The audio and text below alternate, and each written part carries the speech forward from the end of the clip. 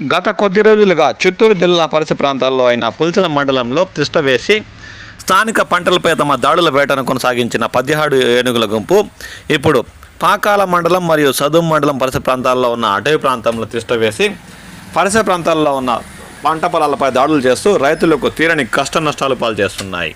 బుధవారం అర్ధరాత్రి అయితే సదుం మండలంలోని బూరగమంద గ్రామం చిట్లగుంట పరిసర ప్రాంతాల్లోని రైతులు ఇస్మాయిల్ ఖాన్, మస్తాన్ ఖాన్ సంబంధించిన మామిడి, కొబ్బరి, టమోటా ఇతర పంటలపై తమ దాడుల వేటను కొనసాగించాయి.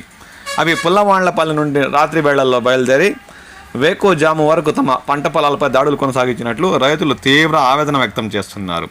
పంట పొలాల్లో దాడులు కొనసాగించిన ఏనుగుల గుంపు పైపులను రెండుగా ఇర్చేసి మామిడి చెట్లను కొమ్మలు రెండుగా చీల్చి కాయలను నేలరాల్చి అరటి చెట్లను పెక్కిలించేసి టెంకాయ చెట్లను నేల కూల్చి తీరని కష్ట నష్టాలు పాలు చేసినట్లు వారు ఆవేదన చెందుతున్నారు. అంతేకాక తమ ఇండ్లకు దగ్గరగా సంచరించడంతో ఏ క్షణంలో ఏమవుతుందో తీవ్రంగా భయాందోళనకు లోనైనట్లు వారు ఆవేదన వ్యక్తం చేస్తున్నారు.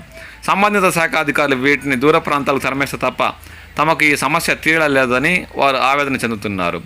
రాత్రి వేళల్లో ఇంటికి సమీపంలో ఏనుగుల గుంపు రావడంతో తీవ్ర భయాందోళనకు లోనైనట్లు వారు వాపోతున్నారు. ఇప్పటికైనా సంబంధిత అధికారులు స్పందించి వీటిని దూర ప్రాంతాలకు తరమేయాలని వారు కోరుతున్నారు. లేదంటే ఏ క్షణంలో ఏం జరుగుతుందో అన్న భయం తమలో నెలకొని ఉందని వారు ఆందోళన చెందుతున్నారు.